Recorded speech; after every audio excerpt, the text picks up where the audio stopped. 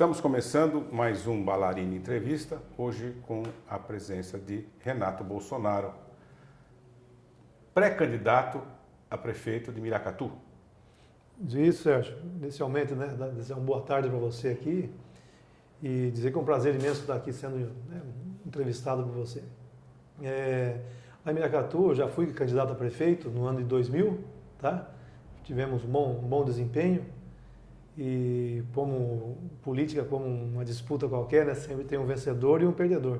Infelizmente não foi daquela vez, mas agora estamos mais estruturados, mais preparados e estamos ali pleiteando sim, disputar as eleições agora em 2016 e se tudo der certo, disputar com êxito, né, com vitória. Com vitória. Quem são os seus adversários lá?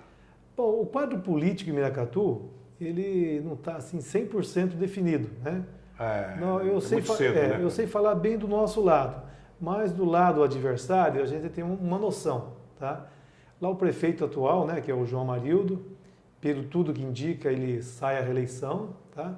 E temos um vereador lá também que chama-se Isigomar, que também está se preparando para sair candidato, tá, a prefeito.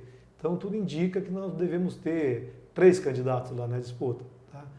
É praticamente definido já, porque é muito difícil, né? Alguém que não apareceu no cenário político até agora queira de imediato, né, de última hora, querer concorrer, porque realmente não vai ter condições. Então acreditamos que vai ficar nessas 3 bases aí. Você não nasceu em Miracatu, né? Não, eu sou... Como eu também não nasci em Peruíbe e serei, quer dizer, eu sou pré-candidato. As pessoas falam muito isso, né? Ah, não é daqui da região, não é daqui, é de fora. Acho que o Brasil é nosso, né? A gente está sempre mudando, né? Lógico. Eu nasci em Jundiaí, por exemplo, né? E com 1 ano de idade, meus pais mudaram para Eldorado Paulista, que é do Vale do Ribeiro. Ah, você nasceu em Jundiaí. Nós estávamos perto, eu estava em Santo André. Ah, é? É o mesmo trem. E diz que Jundiaí é terra dos meninos bonitos, né? Eu tenho um amigo de Jundiaí. Quem sabe foi por isso que eu saí de lá, né? Que não sou tão bonito assim. Um amigo querido que é o Dr. Renato Nalini, meu xará? Seu xará, que foi presidente do tribunal, mas foi meu professor. Então, daí eu fui para Eldorado, fiquei até os 16 anos de idade. Quando daí então eu fui para Curitiba, né? Fui fazer um cursinho junto com o terceiro colegial, chama na época, e ali eu prestei concurso para o Exército. Ah, então você também é militar? Eu sou capitão do Exército, né? Tenho 13 anos de carreira. E aí está na reserva? Estou na reserva por quê? Porque eu estava desempenhando minhas funções, né? Fiz preparatória em Campinas, 3 anos, Academia Militar das Agulhas Negras em Resende por 4 anos, e aí me formei oficial e fui designado para vários locais do país. E o último local que eu servi foi Praia Grande, tá? E em Praia Grande, então... No Forte? No Forte Itaipu. Eu fui candidato a vereador, né? E consegui ser eleito ali, né? E exerci meus 4 anos de mandato em Praia Grande. Só que daí quando você... Bonito aquele Forte. O Forte é muito lindo. Eu tenho o prazer de falar que eu conheço o Forte por debaixo d'água, porque eu sou mergulhador também, né? Ah. Então eu mergulhava naquelas costas todinha, tá? Então... de vez em quando me dá saudade dessa época de mergulho, que realmente é uma prática de esporte muito boa e muito agradável, né? Então eu tenho saudade muito. O pulmão tá bom? Eu conheço um mergulhador que só tem um pulmão, estourou um. Não, eu tô com os 2 ainda, né? Mas eu tenho uma piscina lá em Miracatu que eu consigo fazer 4 vezes, né? Por baixo d'água. Quantos metros? Dá uns 50 metros aproximadamente ainda, né? Então tá... eu fazia 1 vez e meia. Ah, é? E é muito, porque... demora, né? Como é que se chama? Resistência anaeróbica. Anaeróbica, é. O que você consegue? 4 minutos? 4 minutos é uma marca boa já, se você ficar parado, né? Porque você, quando começa a se movimentar, você consome então mais oxigênio. Você nada bem também. Nada. Estou meio parado ultimamente, mas dá para... Eu fazia 1 vez e meia, mas levava uns 4 minutos. Então nada a ver. É o seguinte, a gente... Uma piscina semiolímpica, né? A minha tem 12 metros de comprimento, né? Então você faz 4 vezes 48 metros, né? Então dá para dizer que são 50 metros. Só para contar uma história aqui, para quem não sabe de Peruíbe, nós temos que ir nos conhecendo, nós estamos nos conhecendo. Eu conheci o primeiro bate-papo da gente, né? É o primeiro bate-papo. Eu conheci Peruíbe com 17 anos. Não, 15, 1970. Eu vim numa excursão de escola e vinha pela praia o ônibus. O ônibus vinha lá para a praia. E aí eu vim com uma namorada, a namorada arrumou outro namorado, e eu fiquei nervoso, fui nadar até aquela primeira ilha. Não tentou se matar não, né? Não, fiquei nervoso, quase me mato. Depois fui até a segunda. Quando eu estava indo para a segunda, o barqueiro passou, ô moleque, onde você vai? Falei, eu estou indo naquela ilha. Ele, não vai não, que essa correnteza vai te levar para Cananéia. Aí eu voltei. No que eu voltei, o mar tinha virado. Eu fiquei mais ou menos, da hora que eu entrei, deve ser umas 11 horas, até 6 horas da tarde para sair. Então você imagina o perrengue que foi. E eu não andava bem, né? Porque senão não ia... Era bom de natação, né? Fazer tudo isso. Era moleque, né? 15 anos. Hoje nem entro mais, você quer saber. Então, você estava me falando que você é militar. Você serviu com o teu irmão? Não, o meu irmão... Gozado porque os dois irmãos. Quantos irmãos vocês são? Nós somos em 6, né? São 3 Só homens. Vocês dois são militares? 3 homens e 3 mulheres. Porque o militar da reserva continua militar para sempre, né? Rapaz, eu acordo todo dia de manhã, às 6 horas da manhã, tá? Pratico o meu esporte, que eu atualmente estou fazendo ciclismo, né? Que eu corria também, mas a corrida está muito traumática, então passei para o ciclismo. E a gente está sempre como se fosse militar. São 6 homens? Não, 3 homens e 3 mulheres. 3 mulheres. Vocês são os mais velhos? Não, é o seguinte, o primeiro nós temos o Bido, né, que é o mais velho. Que não é militar. Que não é militar. Tá? Depois vem o Jair, que é militar. Depois vem 2 irmãs, né, na minha frente. E depois eu sou o 5º. E tem uma menina mais nova, né? Que chama-se Vânia. Então você, dos homens, é o mais novo? Sou, dos homens o mais novo. E por que você falou, que você chegou a me falar, por que você saiu do Exército? Porque eu concorri a um cargo público, né? Fui candidato a vereador e fui eleito. Tem que dar baixo. Daí o regulamento do Exército, se você assumir um cargo eletivo, você vai para a reserva renumerada proporcional, tá? No meu caso tinha 13 anos de serviço, eu passei então, eu recebo aí uma aposentadoria de 13,30 avos. Só que... Até que ano você serviu? Eu servi até 96. Então você vai saber você vai confirmar um negócio que eu falo. Eu tive um colega de faculdade, que é o Vigil Alves Brandão, era auxiliar de ordens dos comandantes do 2º Exército. Tá na reserva também, porque se formou em Direito, saiu. Ele me falava, lá em 88, que não tinha rancho para a turma. Que eles estavam sendo obrigados a dispensar a molecada de tiro de guerra porque não tinha comida. É verdade, o Exército Brasileiro está numa situação de abandono? Eu não sei te falar do momento agora, né? Porque eu tô na Mas reserva. Mas você imagina, agora deve estar pior, eu imagino, porque naquela época... Eu vou te falar da época que eu estava, 88, eu me formei em 89, né? Na minha turma de 88, final de 88. Tá? Em 89 eu estava servindo em Bagé, Rio Grande do Sul, tá? E realmente, desde aquela época lá, as Forças Armadas vem sofrendo um deterioramento grande. Desprestígio. Um desprestígio muito grande. Por parte do poder inclusive, né, Sérgio, daí acontece. Daí eu voltei para o Rio, tá? Servi na Brigada Paraquedista, né, que sou paraquedista também. Depois eu voltei para o Sul, para Caxias do Sul, tá? E em Caxias do Sul eu peguei uma época, foi acho que 80, ali foi 91, tá? Uma época muito ruim na parte de economia das Forças Armadas. Ali realmente, né, o meu expediente começava, se não me engano, era 1h30, às 13h30 da tarde, né? Por quê? Para você não ter que almoçar no quartel. Então é verdade o que eu estava falando. E nessa época, por exemplo, né, desenvolvi um outro hobby meu, que é a apicultura, tá? Porque lá, o que eu ia fazer lá no período da manhã? Não tinha o que fazer. E como tinha os sargentos da época lá que eram da região e praticavam a apicultura, né, que é a criação de abelha, eu aprendi apicultura, que até hoje eu tenho como hobby apicultura. Tá? Muito bom, você precisa nos ensinar. A minha filha mora num sítio, né? Aqui em coisa. Em Biruíbe? E eu quero fazer, porque é uma reserva. Eu sou meio maluco por preservação ambiental. Acho que se a gente não preservar, a abelha, por exemplo, no dia que não tiver abelha, não tem mais nada. A abelha, já disse o Albert Einstein, né? Que o dia que faltar abelha no mundo, acabou o alimento. Na China, por exemplo, plantação de pera, né? Eu vi um vídeo uma época que os chineses eles fazem a polinização individual. Manual, tá? O chinês sobe no pé de pera com um pincelzinho, vai pincelando flor por flor da pera para poder germinar, porque não existe mais abelha. Tanto pesticida que foi lançado na região. Tá vendo?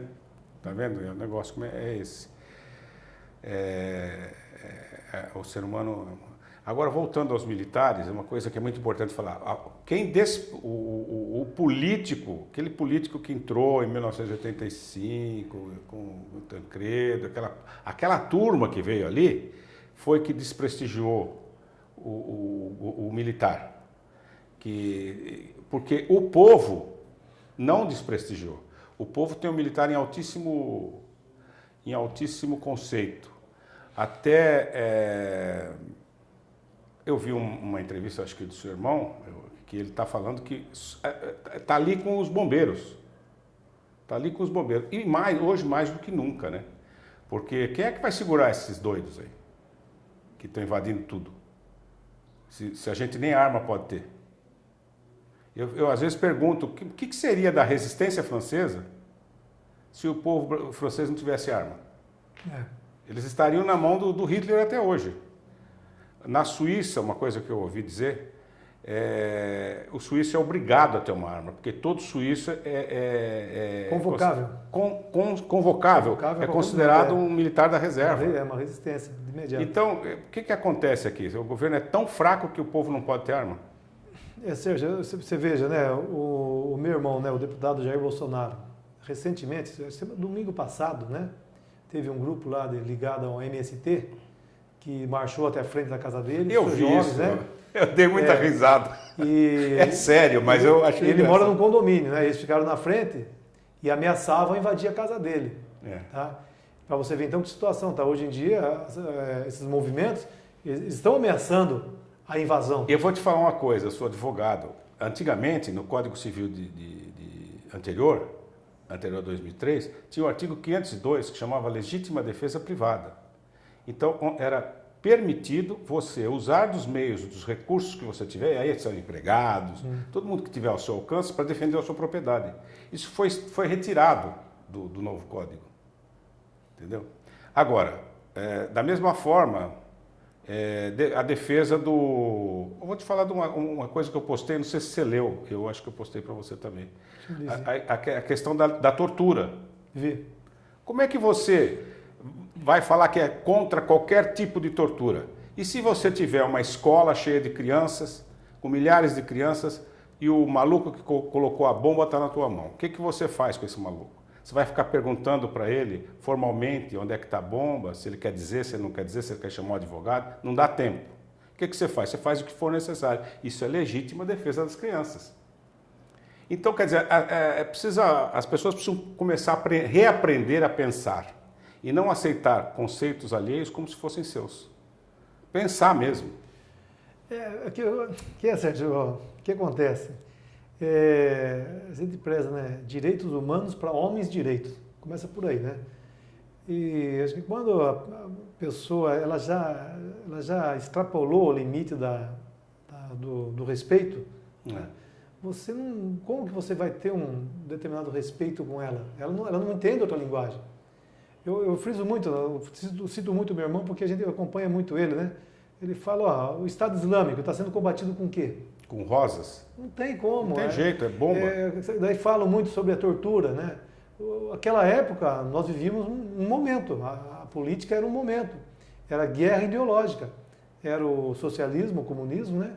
Contra a democracia. Estava falando para minha filha, falta 2 minutos, falando para minha filha agora, eu estava lá. Ninguém vai me falar. Aí o cara fala, mas eu estava na rua, o cara meteu o pé no meu pescoço, o militar. A polícia não faz isso hoje? Mas hoje você vê, hoje não são militares que fazem isso de você. A polícia? Não, não é polícia. Não, eu estou falando, não é nem a polícia. Hoje são os marginais que vêm são os marginais. Hoje você não tem sossego. Por exemplo, eu tenho receio de Praia Grande, por exemplo, na praia, eu não vou mais lá. Você vê, né? Eu tenho receio também, aqui também. Aqui também, você fica preocupado, porque hoje é bandido que toma conta. Então e agora? São torturadores também? E por que será que chegou nesse ponto? Eu tenho a impressão que é uma política para desestruturar a sociedade, para deixar todo mundo com medo. O que eu analiso dos acontecimentos, que a gente estuda, que a gente acompanha, o objetivo deles é fazer o quê? Aparelhar todo mundo, tá? Na situação econômica, todo mundo igual, tá? Aparelhar em questão de forças, tá? Para quê? para que não haja resistência nem manifestação contrária ao poder existente. Então, o que acontece? Então, se nós estamos desarmados e eles têm os movimentos dele, que tem armas, quem nós somos para enfrentá-los? Hoje em dia, veja os assaltos a banco, que está comum no Vale do Ribeira. Brincadeira. Os caras vêm com fuzil, vêm com mira laser, e o policial nosso não faz nada. Não pode. Tá?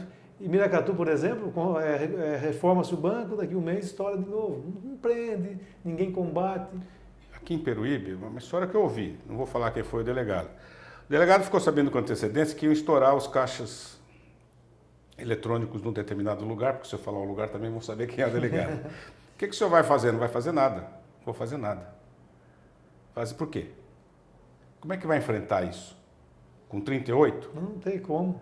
E o tipo de tiroteio que sai daí pode matar quem está dentro de casa dormindo. Então, qual é o bem jurídico mais relevante? É sempre aquela escolha. É a vida das pessoas. Deixa os caras levarem o dinheiro, o seguro paga. Não é verdade? Mas isso vai até quando isso, né? Não, isso tem que acabar. Eu acho que você tem que ter. Eu vejo no Vale do Ribeira, né? Por ser militar, você fala, nunca deixa de ser militar.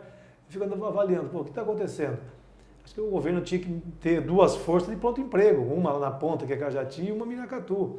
Qualquer local que tivesse um assalto dessas proporções, você teria uma equipe para fazer um combate direto com essas pessoas. O ser humano, se não tiver medo, ele vai indo. Tá? Na academia nós tínhamos a matéria psicologia, né? E lá eu lembro muito bem isso daí. É que educar é saber frustrar. Tá? Então, se você for frustrado, você acaba se condicionando àquilo. E se você, por exemplo, no caso dos marginais, se eles não tiverem uma repressão dura em cima deles, eles vão continuar agindo. Tá? Seja uma prisão perpétua ou uma prisão que ele realmente trabalhe para se manter no presídio. Né? Fiquei indignado esses dias aí, eu, cidadão comum, pagador de imposto, trabalhador, eu não tenho direito à vacina H1N1. Mas os presidiários foram os primeiros a receber a vacina, já foram vacinados. Daí, nessa mesma matéria, eu vi lá um prato com uma sopa, que era merenda escolar. E a marmita do presidiário, que é uma marmita de isopor, toda dividida, com legumes, arroz, feijão, carne, sobremesa. Então, essa inversão de valores está sendo muito alta. Aí tem mais uma história. Como é que está de tempo aí, Pierina? Intervalo? Então, vamos para o intervalo, a gente já volta.